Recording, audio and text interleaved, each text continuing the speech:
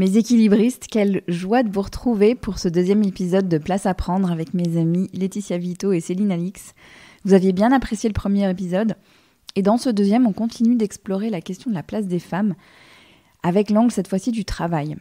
Et au fur et à mesure de nos échanges, on a affiné cet angle du travail pour parler du mythe de la nice girl au travail, de cette place qu'on peut donner à la gentillesse au travail et comment on peut être gentil sans que ça finisse par nous nuire et comment on peut être gentil tout en ayant du pouvoir. Voilà, on a exploré tout ça, on espère que ça va vous plaire et on est toujours très preneuse de vos retours. Bonne écoute! Prendre place à la table de réunion. Savoir être à la bonne place au bon moment. Placer ses pions. Investir la place publique. Mettre en place une top organisation à la maison. Déplacer des montagnes pour une cause. Placer plus de sens dans sa vie. Les femmes ont-elles enfin trouvé leur place ? Quels espaces veulent-elles occuper aujourd'hui dans la société et sous quelle forme ? Quelle surface donnent-elles à leur travail, à leur famille, à l'amitié, à l'engagement, à leur épanouissement ? Bienvenue dans Place à prendre. Nous sommes 3, passionnés par les sujets des femmes et du travail et par les livres. Et dans ce podcast, nous vous partageons des livres féministes et ou écrits par des femmes et ou qui parlent de femmes qui nous ont plu, qui nous ont fait réfléchir, qui nous ont donné envie de débattre ou de nous battre. Nous vous parlons des phrases qui nous ont bousculées, qui nous ont parlé, voire qui ont changé nos vies. Je suis Sandra Fiodo, créatrice du podcast Les Équilibristes, qui redéfinit la notion d'équilibre de vie, et fondatrice de Conscious Cultures, une société de conseil qui aide les entreprises à créer les conditions qui permettront à leurs équipes de fournir leur meilleur travail. Je suis Laetitia Vito, autrice sur le futur du travail, mère de 2 enfants et 4 livres, parmi lesquels Du labeur à l'ouvrage et En finir avec la productivité, critique féministe, une notion phare du travail et de l'économie. Je suis active sur Welcome to the Jungle et le podcast Nouveau Départ.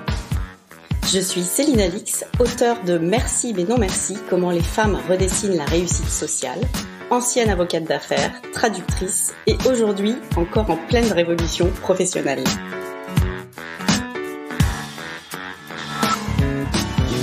Salut Céline, salut Laetitia. Salut Sandra et Céline. Salut Laetitia. Je suis contente de vous retrouver. On va parler aujourd'hui de la place des femmes au travail et surtout en particulier des nice girls au travail. On a pas mal brainstormé sur le sujet et j'avais envie de commencer en vous partageant une anecdote, quelque chose qui m'est arrivé il y a quelques années, que j'ai envie de vous partager. Alors, il y a quelques années, j'étais directrice marketing dans une grande entreprise américaine et comme souvent, je recevais, avec mes collègues des ventes, on recevait des distributeurs, donc des gens qui distribuent nos produits à l'étranger. J'adorais ces moments-là parce que c'était des gens du monde entier, et c'était des super échanges et ce jour-là, on recevait des distributeurs que j'appréciais particulièrement. Et on les accueillait au showroom, voilà, on faisait faire le tour, après on se réunissait pour parler business, etc. Et puis cette fois, avec ce distributeur-là, je me tourne pour aller faire le café, sans y réfléchir, comme j'accueillerais des gens chez moi, enfin voilà, comme j'accueillerais des gens. Et là, j'ai un collègue des ventes qui super gêné, qui dit non, qui se précipite pour le faire à ma place, qui me dit non, c'est pas à toi de faire le café, je vais le faire, etc. Et sur le coup, je me suis dit, mince quoi, qu'est-ce qui se passe là ? D'un côté, on peut se réjouir parce que on n'était pas dans la caricature du c'est la seule femme dans la pièce, donc c'est à elle de faire le café.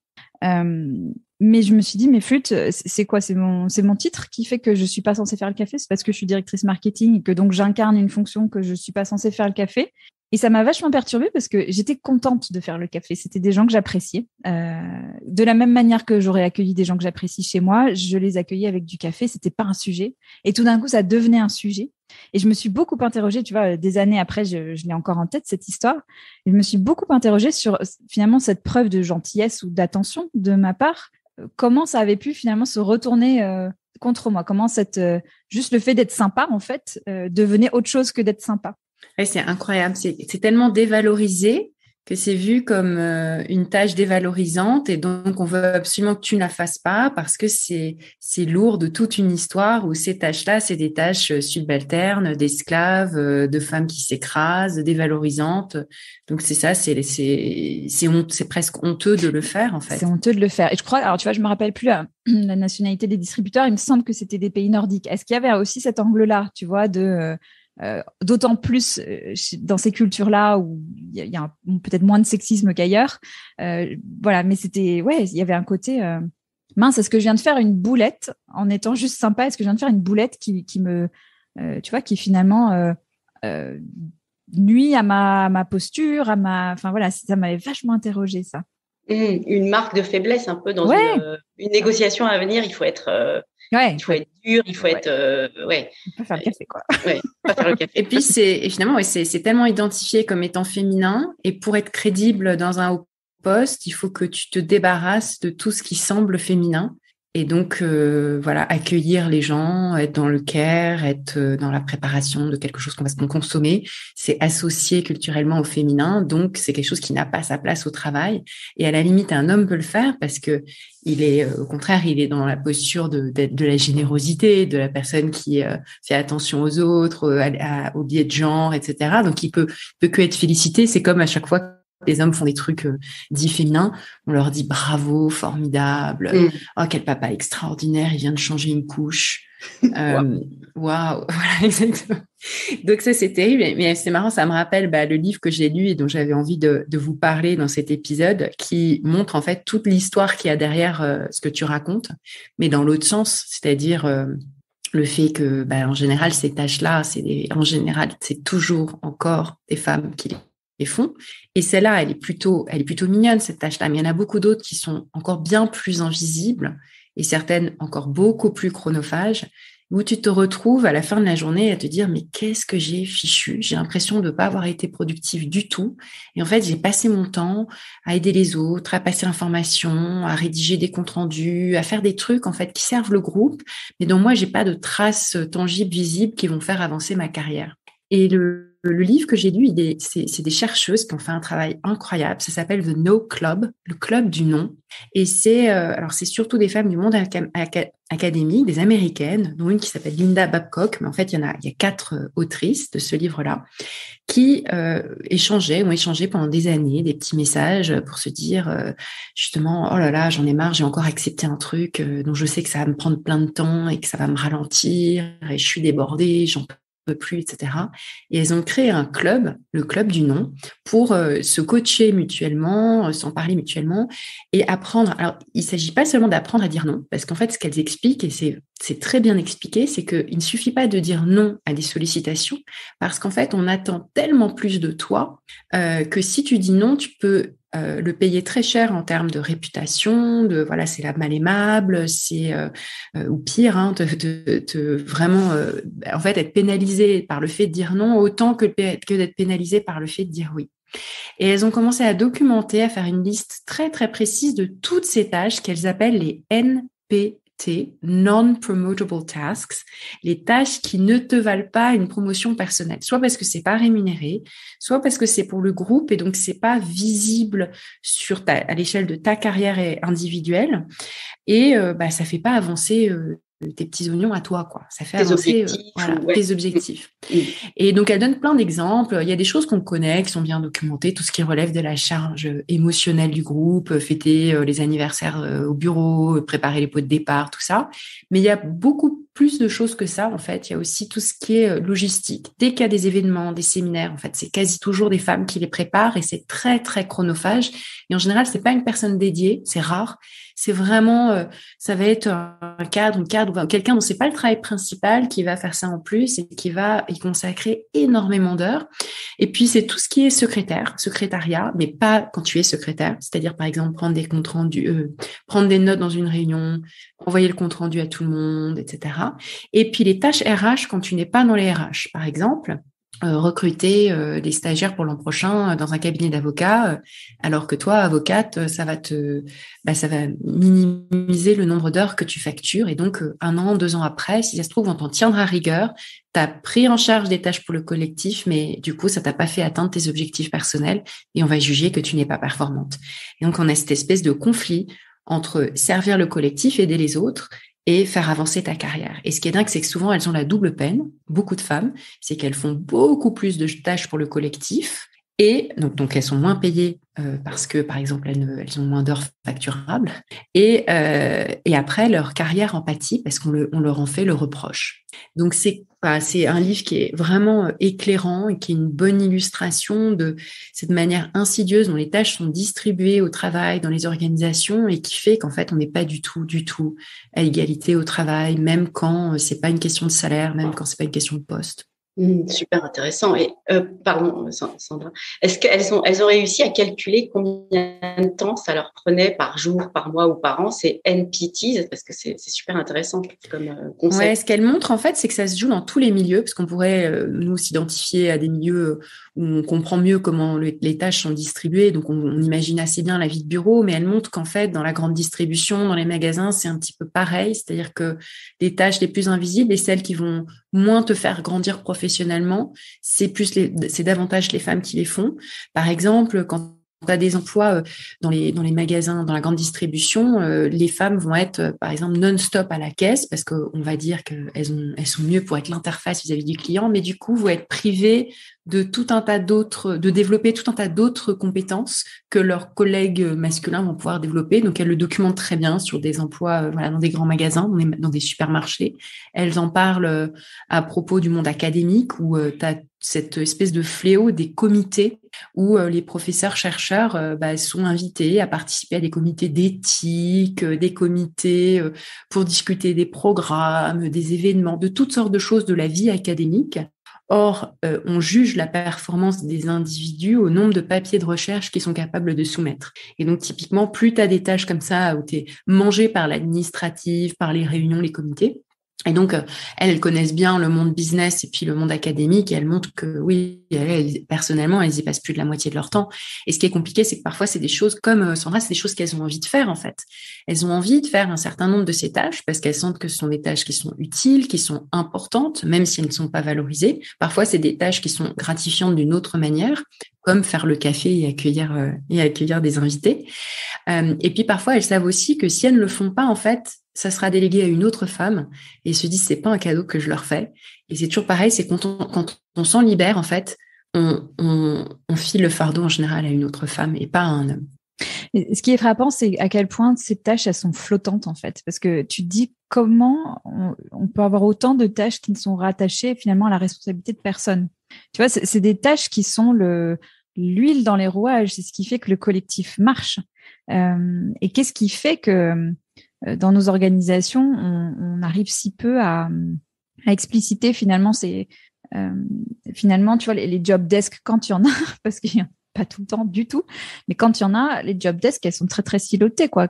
Ouais. C'est très individuel, etc. Et je trouve que c'est quand même un des gros enjeux de notre période, c'est comment est-ce qu'on recrée cette notion de réussite collective, quoi, et de fonctionnement collectif. On a tout divisé comme à l'usine. En fait, on a imaginé une organisation qui fonctionne comme une machine avec des rouages où chacun a une place et un truc très précis, une tâche très précise à faire. Et on en a oublié en fait que et c'est encore plus vrai dans le domaine de la création, de la pensée, donc tout ce qui n'est pas produire des biens standardisés. On en a oublié qu'en fait, c'est l'intelligence collective qui est importante, que c'est l'échange, la capacité de se partager l'information, de réfléchir ensemble, tout ce qui va faire fonctionner l'équipe. Ça correspond pas à notre modèle de l'entreprise machine, ou de l'organisation mécanique. C'est finalement le care dans des tâches, en fait. C'est l'expression du care, quoi. Et j'ai dit job desk tout à l'heure, mais ça veut pas forcément dire grand-chose. C'est job description, donc c'est fiche de poste en anglais, pour pas faire la mais tu as raison, Sandra, tous ces petits trucs qu'on n'arrive pas à ficher, à mettre dans une fiche de poste, c'est ce qui fait que les hommes travaillent ensemble et se parlent. Donc, c'est la communication, c'est discuter avec des étudiants dans le monde académique quand ils ont des problèmes, etc. C'est effectivement parler un petit peu plus à la stagiaire pour mieux l'intégrer. C'est toutes ces tâches qui sont liées au care, c'est ça en fait, et qui ne sont pas prises en compte et quantifiées et du coup valorisées.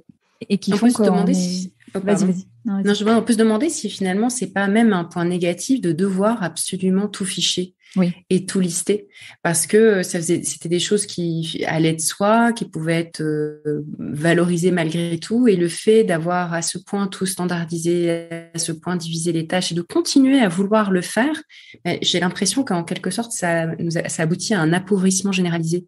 Parce que si le care, c'est une liste de bullet points, un peu comme quand on parle de l'aidance, je trouve ça très bien de parler de l'aidance, de ce mot de aidant et de toutes ces choses-là, mais c'est comme si on parlait d'un job en fait, alors qu'on parle d'amour qu'on donne à des proches.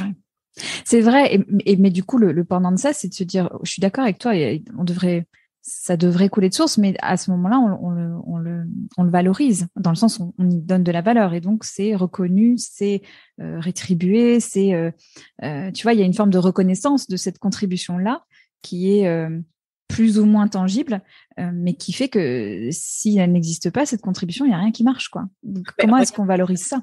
Ça revient aux emplois de support, c'est-à-dire l'éducation, la santé, tous ces métiers qui sont très peu rémunérés, alors qu'en fait ils font la base de nos vies. C'est comme ça qu'on mange, c'est comme ça qu'on se soigne, c'est comme ça qu'on vit, et c'est très peu valorisé. C'est essentiellement effectué par des femmes, et donc en fait on revient au même constat, que à partir du moment où ça ne gagne pas d'argent, ce n'est pas valorisé. Et donc dans l'entreprise, les petits NPTs, ça rapporte pas d'argent, donc en face, on met pas de description de poste, et donc on ne le valorise pas, je pense.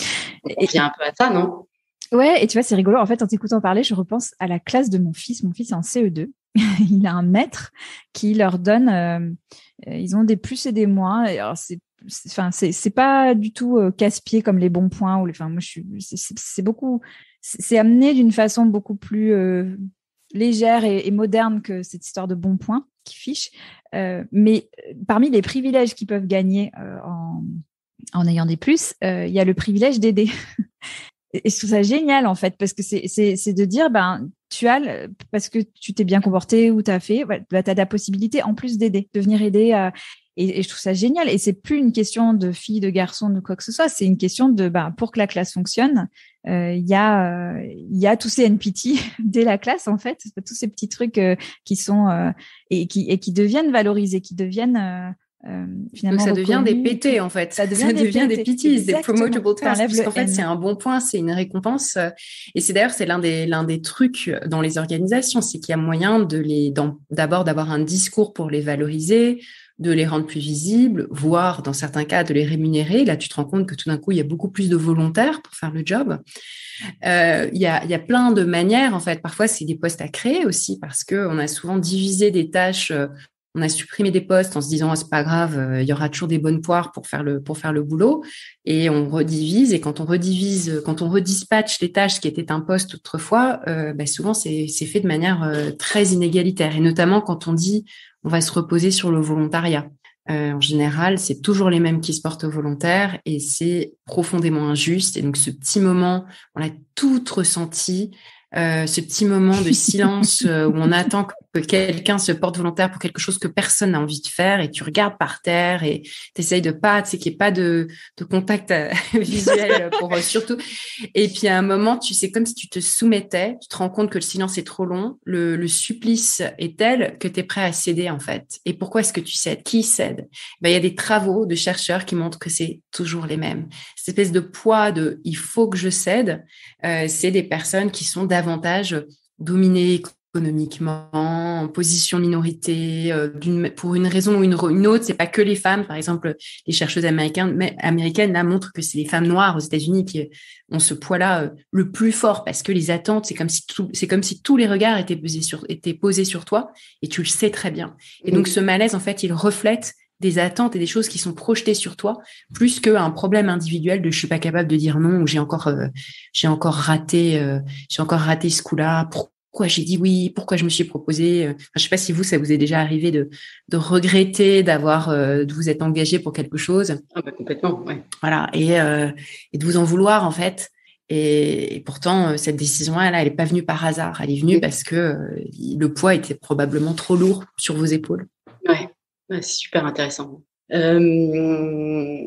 Alors moi, j'ai envie, pas de transition, mais enfin, je vais essayer d'en faire une quand même. Moi, j'ai lu un livre qui se passe aussi dans le milieu de l'entreprise et qui s'appelle Strong Female Lead, Rethinking Leadership in a World Gone Wrong. Donc c'est une jeune auteure qui écrit aussi pour The Guardian. Elle s'appelle Arwa Madhavi et en fait, elle décortique un petit peu toutes les mauvaises pratiques de leadership qu'on connaît, puisque ce sont celles qui ont cours depuis des années et qui reposent essentiellement sur un modèle masculin, puisque c'est celui qui était là avant et c'est celui sur lequel on s'appuie pour fonctionner. Et sa thèse, en fait, c'est de dire que est-ce qu'il n'est pas temps d'arrêter de dire aux femmes d'agir comme les hommes et de dire aux hommes de leader comme des femmes. Donc, c'est cette idée qu'en fait, pendant des années, et ça on en a déjà parlé avec nos discussions sur Sheryl Sandberg, etc. Pendant des années, on nous a dit qu'il fallait lean in et donc il fallait qu'on soit plus autoritaire, plus affirmé, plus assertif, etc. pour leader comme des hommes. Et en fait, elle dit, est-ce qu'il serait pas temps de regarder comment font les femmes pour voir comment on peut s'inspirer des qualités dites féminines. Alors, elle dit bien que c'est pas l'idée, c'est pas que les femmes et les hommes sont différents, qu'on a des cerveaux différents, pas du tout. Elle dit juste que nous, on est éduqués avec cette idée du care, donc on est éduqués pour écouter, faire attention à l'autre, collaborer. Et donc, toutes ces valeurs-là, elle dit, mais pourquoi pas les appliquer dans le monde de l'entreprise et voir ce que ça donne. Dans le titre, elle parle de World Gone Wrong. Elle explique que dans le monde dans lequel on est, il n'y a pas grand-chose qui fonctionne, en fait, que ce soit au niveau climatique, capitalisme effréné, etc. Elle dit, en fait, voilà, le modèle masculin, il n'est peut-être pas le bon. Donc, au lieu de s'évertuer à faire à suivre ce modèle, regardons un peu à côté, faisons un pas de côté et regardons comment les femmes s'y prennent pour voir si les qualités dites féminines ne pourraient pas être appliquées au monde des affaires et du travail. Donc c'est un super bouquin. Elle décortique vraiment les méthodes, ou les principes ou les philosophies qui sont derrière le modèle actuel, et surtout elle donne des conseils pour leader comme une femme. Alors ça commence, le premier chapitre s'appelle Lean Out, donc petit clin d'œil à Sheryl, et elle dit il s'agit pas de critiquer Sheryl Sandberg et tout ce mouvement qui faisait qu'elle nous invitait à venir à la table. Elle dit il est temps de faire une pause et donc voilà, de regarder où en est le modèle masculin et comment est le modèle féminin. Dans son premier chapitre, elle parle de cette femme, vous savez, Elisabeth Holmes, ou Holmes, je sais pas comment on dit. Holmes, ouais. Holmes, qui a créé cette boîte qui s'appelait Theranos, là, et qui a 19 ans, je crois, et qui a un petit peu fait illusion et qui a levé des fonds d'un montant totalement fou sur la base d'une boîte, en fait, qui reposait sur rien, puisque les tests qui étaient à la base du produit qu'elle proposait, son idée, c'était de pouvoir faire un diagnostic sanguin à partir d'un petit kit où on prélevait une goutte de sang sur le doigt et ça permettait de dépister plein de maladies. Donc, c'est vrai que l'idée était géniale. Et donc, sa boîte avait été valorisée à 9 milliards de dollars, je crois. Et en fait, on s'est aperçu que tout ça, c'était du vent parce que les tests sur lesquels elle s'appuyait étaient complètement faux ou erronés, etc. Et la fille, pendant des années, quasi 10 ans, je crois, elle a réussi à faire illusion. Et donc, Arwa Madhavi se penche sur ce personnage et elle dit, ce qui est intéressant, c'est de voir qu'elle incarnait complètement le modèle du dirigeant homme tel que... Ouais, même physiquement, parce voilà. Elle s'est inspirée de Steve Jobs pour son style vestimentaire, le col roulé noir, etc. Sa manière de parler, sa manière de se présenter. Il y a une série qui a été faite qui s'appelle, je sais plus si, alors le livre dont c'est tiré s'appelle Bad Blood, qui raconte toute l'histoire. Je n'ai pas vu la série, mais vachement bien. Et la série, elle est pas mal non plus. Et l'actrice, son nom me revient pas, mais elle est super pour jouer. C'est pas Amanda Seyfried. Amanda Seyfried, voilà, exactement. Et donc la série est pas mal et ça on voit bien justement le truc. À un moment il y a un tournant, elle prend la décision en effet de correspondre au code de l'entrepreneur visionnaire, gourou, ultra charismatique, le génie. Voilà, le génie. Et donc l'auteur raconte que voilà, elle s'est mise dans la peau donc elle a pris exemple sur Steve Jobs, donc le col roulé noir. un physique très, elle est très mince. Il paraît qu'elle se nourrissait que de jus de, je sais pas quoi, de jus de betterave. Enfin, elle vivait sur un régime super strict, très isolée, très en contrôle. Et donc, très en haut, toute seule, tel un génie, effectivement, une héroïne venue de je ne sais où pour sauver le monde des affaires. Donc ça, c'est le premier travers qu'elle décrit, c'est arrêtons de considérer que les gens qui nous dirigent sont des demi-dieux, quoi. Mais ce qui est dingue, c'est que c'est toujours ça qui inspire confiance de la part des investisseurs, parce que elle fait partie, elle a longtemps été l'une des rares exceptions d'une licorne fondée par une femme. Il n'y en a pas des masses. Et c'est qu'en fait, quand tu vas chercher des sous, notamment des millions pour un projet qui a besoin d'argent pour passer à l'échelle, eh ben, il y a que ça qui rassure. Ouais, c'est que ça, en fait, on a besoin on a besoin d'une figure un peu divine ou à part, un petit peu surhumaine finalement. Quelqu'un qui mange pas, qui sort pas, qui est dédié à son boulot, parce que ce que raconte l'auteur aussi, c'est que ce col roulé noir, ce truc très strict, c'est vraiment des gens qui sont dédiés à leur job, ils font que ça. Et donc, on va leur faire confiance parce que vraiment, toute leur vie, elle est dédiée au boulot. C'est quand même fou, hein. Et c'est intéressant d'interroger notre besoin de s'identifier à des demi-dieux, aussi dans le monde du boulot, quoi. Ah ouais, est-ce que le leadership rassurant soit incarné par ce genre de personnes? Ouais, j'ai l'impression ça fait peur. Mais tu vois, ça me fait vraiment penser à cette vidéo de Sista. Je sais pas si on en avait parlé dans le premier épisode, mais de Sista qui avait été interrogé des hommes. Alors, il y avait le côté les questions caricaturales qu'on ne pose qu'aux femmes, mais il y avait aussi des questions vachement intelligentes qu'on pose qu'aux femmes et qu'on ferait bien de poser à tout le monde. Et typiquement, je me souviens de cette question sur le doute. Tu sais, elle disait comment vous gérez le doute et le syndrome de l'imposteur. Bah, c'est une vraie question, en fait. C'est pas, oh là là, elle fait suer cette question, faut qu'on arrête de la poser. Non, c'est une vraie question. Et pour tous les leaders, et moi, dans les ateliers que j'ai fait récemment avec des managers, ils m'ont tous parlé de syndrome de l'imposteur. Tous. Hommes et femmes, c'est pas, et tu vois, donc, j'ai l'impression qu'elle est en train de se craqueler cette image-là du leader, et d'ailleurs, on en a reparlé au moment du décès de la reine d'Angleterre, qui, elle, incarne ce truc-là aussi, très surhumaine, quoi, qui a pas d'émotion, pas d'affect, qui ne fait que diriger en fait et prendre des décisions, etc. En disant que c'était le contre-pied du modèle actuel vers lequel on tend, incarné par Brené Brown et toutes ces questions autour de la vulnérabilité, mais c'est très nouveau et on reste rassuré par des figures. Oui, et c'est marrant que tu parles de doute et de syndrome de l'imposteur parce qu'il y a un autre chapitre qui s'appelle Embrace the Imposter Syndrome. Ah, c'est vrai. Elle dit qu'en fait, le doute, c'est le meilleur moyen de vérifier les compétences des gens et qu'il faut arrêter de confondre confiance en soi et compétences. Et donc, elle dit, mais douter, c'est le meilleur moyen d'avoir un bon dirigeant. Donc, il y a tout un passage là-dessus. Et après, elle parle aussi de collaboration, évidemment, de penser à long terme. Elle dit, faudrait aussi arrêter de regarder son petit nombril et son petit avancement et voir à plus long terme et à plus grande échelle pour le bien commun. Et elle finit par un chapitre qui est super intéressant sur en finir aussi avec les tactiques d'intimidation et de déstabilisation quand on a les femmes au pouvoir, que ce soit en politique ou dans les affaires. Elles se font quand même pas mal déstabiliser. Et là, elle va assez loin parce qu'elle parle de Alexandria Ocasio-Cortez qui a été prise vous savez, quand il y a eu l'assaut du Capitole là en début 2020, elle était, en fait, elle avait fait une crise de panique parce qu'elle était dans les locaux et donc elle était, je sais pas quoi, planquée. Ah, mais elle a cru qu'elle allait mourir, ouais. Elle a raconté sur Instagram qu'elle a vraiment, vraiment eu peur de mourir. Elle a eu peur de mourir. Elle s'est dévoilée. Elle a expliqué qu'en fait, elle avait été victime d'abus sexuels quand elle était petite. Elle l'avait jamais dit à sa famille. Donc, dans la vidéo, elle dit, je m'excuse à l'avance auprès de mes proches parce que je leur ai jamais dit, mais moi, j'ai été victime d'agression. Donc, c'est pour ça que j'ai eu une crise de panique et que ça a été horrible. Je crois qu'elle a utilisé le mot viol, hein. Ouais. Non. Ah ouais? Ouais, il me semble.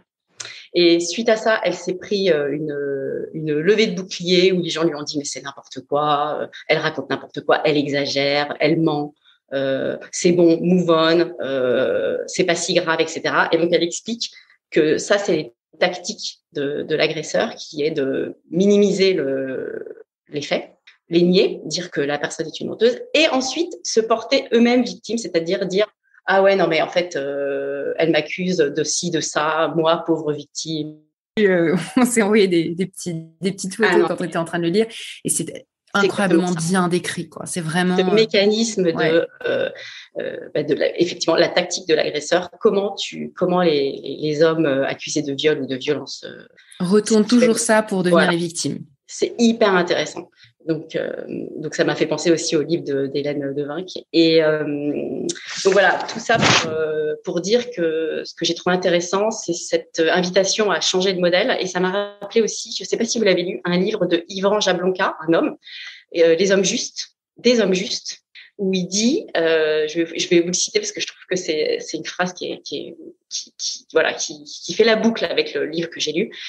Il dit, mais est-ce un objectif que de devenir aussi bête que les hommes? Est-ce un progrès que d'adopter l'universalisme masculin, la compétition masculine, l'académisme masculin? Est-il préférable de créer des femelles alpha compatibles avec les mâles alpha ou de lutter contre le soi-disant modèle qu'offrent ces derniers?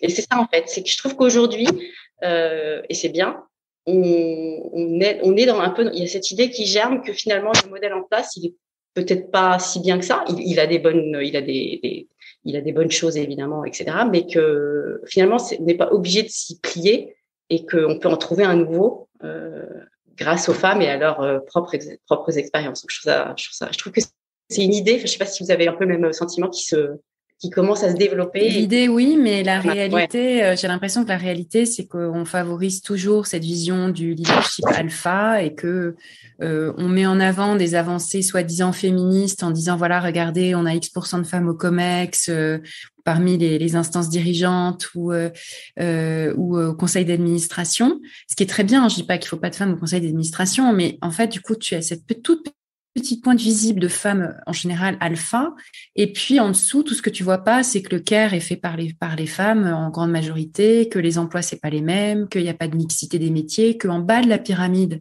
tous les emplois les moins rémunérés sont majoritairement occupés par les femmes. Ça, c'est pas mesuré dans l'index d'égalité, par exemple, à l'échelle des organisations. Il y a un des critères, c'est est-ce que il y a des femmes parmi les 10 plus hauts revenus, les 10. Si c'était une organisation de 10 000 ou de 100 000 personnes, les 10 plus hauts, c'est sympa, c'est bien, hein, mais c'est vraiment, c'est l'effet schtroumpfette à fond, quoi. Enfin, c'est l'exception caution, tu vois. C'est, ah bah non, regardez, il y a aucun problème chez nous, on a des femmes au sommet. Or, toute la réalité invisible de l'iceberg, que ce soit les tâches à tous les échelons ou que ce soit les métiers, la manière dont ces métiers sont distribués, c'est profondément genré et avec des tâches dévalorisées et des tâches valorisées. Eh ben moi, le bouquin dont j'ai envie de vous parler, c'est justement finalement la description d'un modèle de femmes leaders, pas alpha, de femmes leaders qui incarnent, qui fait vivre des choses qu'on a tendance à opposer, qui les fait vivre ensemble. Donc ce livre s'appelle The Myth of the Nice Girl, Achieving a Career You Love Without Becoming a Person You Hate. Donc le mythe de la fille sympa, construire une carrière qu'on adore. Donc c'est love, hein, c'est pas you like, c'est you love, without becoming a person you hate, sans devenir une personne qu'on déteste. Et donc c'est de Fran Hauser, qui est quelqu'un qui a une grande carrière dans les médias et en particulier dans le digital, et qui est devenu VC après, qui investit beaucoup dans les business montés par des femmes, et qui, le point de départ de son livre, c'est ce commentaire qu'elle a eu tout au long de sa carrière, et en particulier quand elle a monté les échelons, c'était « Mais comment tu arrives à ces postes-là en étant si gentille ? Comment tu peux être quelqu'un de si gentil et être aussi successful selon les critères de mesure de la réussite les plus retenus aujourd'hui ?» Et ça lui paraissait à la fois pas une question parce que c'était naturel pour elle, et en même temps elle s'est dit ok, qu'est-ce qu'il y a derrière ça, et voilà. Et c'est quelqu'un qui mentore énormément de femmes et qui a donc beaucoup d'expérience aussi sur les débats internes qu'on peut avoir entre dans telle situation, est-ce qu'il vaut mieux que je me comporte comme ça ou comme ça. Donc son livre, c'est que des chapitres avec des et partout. Donc c'est negotiate with strategy and empathy.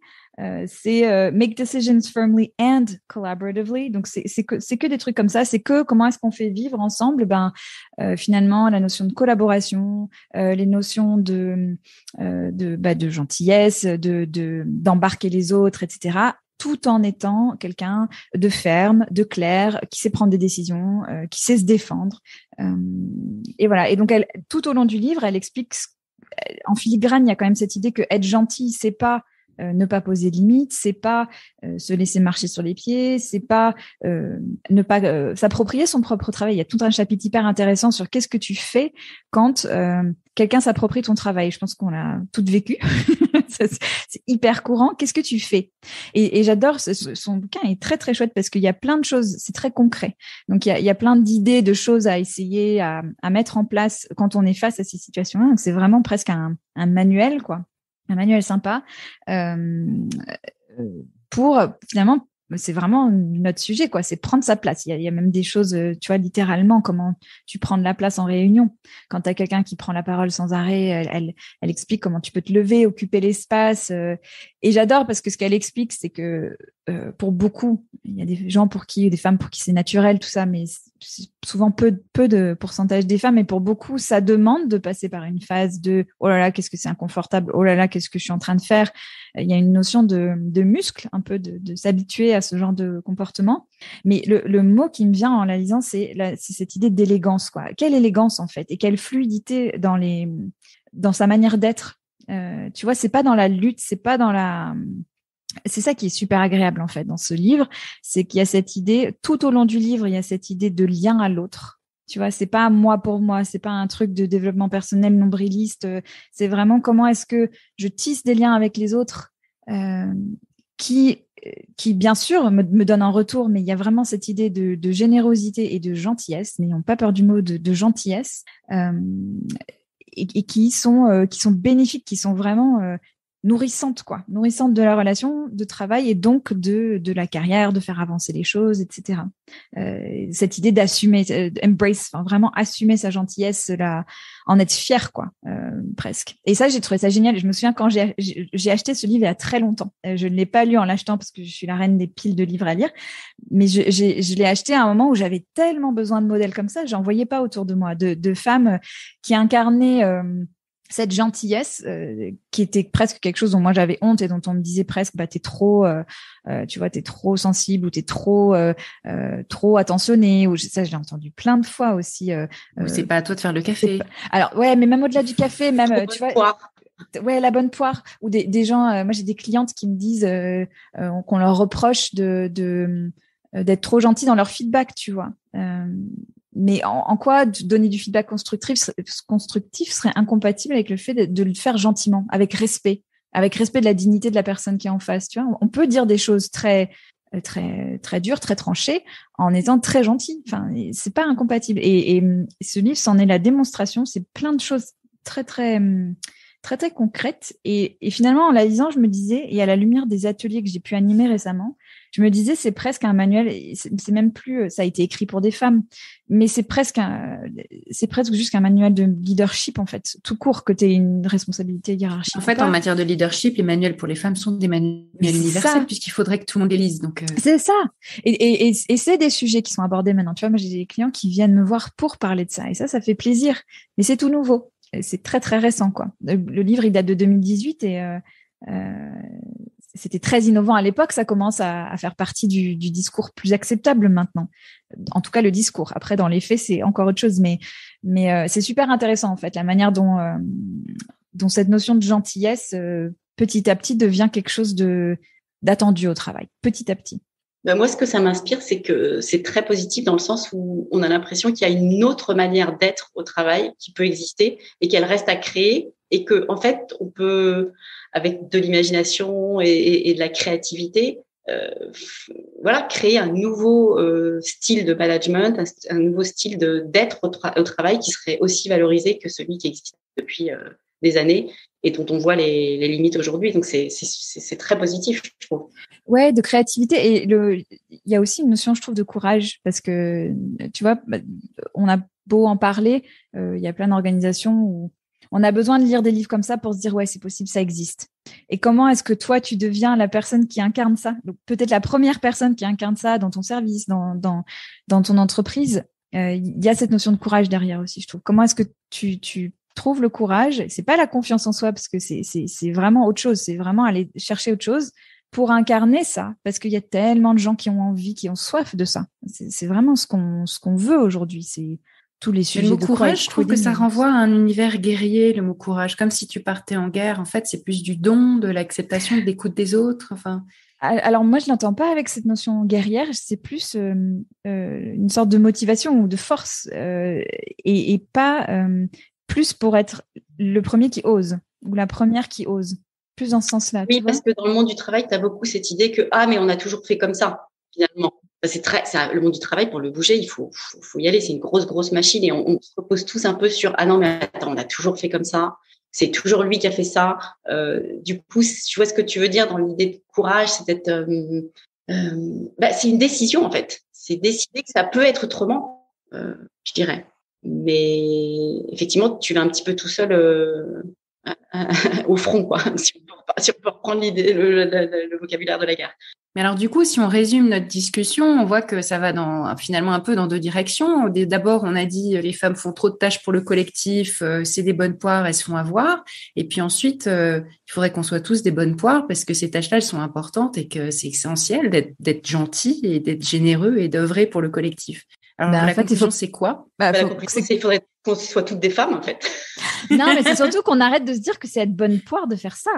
C'est pas être bonne poire, c'est se dire je joue un rôle dans un collectif et tu vois. Mais c'est être bonne poire quand tu es toute seule et que c'est que ça, toi. C'est sûr. À partir du moment où ces tâches sont valorisées parce qu'elles sont belles, Voilà. parce qu'elles sont importantes, parce qu'elles sont bonnes, tout le monde les fait. Et si tout le monde les fait, on n'est plus dans une logique de bonne poire. C'est peut-être ça l'invitation. Si en particulier, si on a des gens qui nous écoutent, qui sont en situation de leadership et qui sont en situation de créer les règles, c'est aussi de se dire comment est-ce que je fais en sorte que tout le monde participe. Comment est-ce que je design ça, puisque ça ne se fait pas naturellement, on le sait, c'est documenté. Ça se fait pas naturellement. C'est toujours les mêmes qui se proposent. Donc, comment est-ce que vous, dans votre équipe, même votre équipe à la maison, si c'est vos enfants, comment vous faites en sorte que ça soit toujours les mêmes qui débarrassent, comment qu'est-ce que vous pouvez designer pour que ce soit plus une question de bonne poire, mais de chacun joue un rôle, le rôle est clair et ce rôle-là est valorisé. Oui, parce qu'il est pour le collectif. Donc, il est bénéfique pour tout le monde. Ouais. Et si tu le fais pas, ça coince. Tout le monde est impacté. On se retrouve la prochaine fois pour parler de prendre sa place dans le monde de l'art. À bientôt. À bientôt. À bientôt.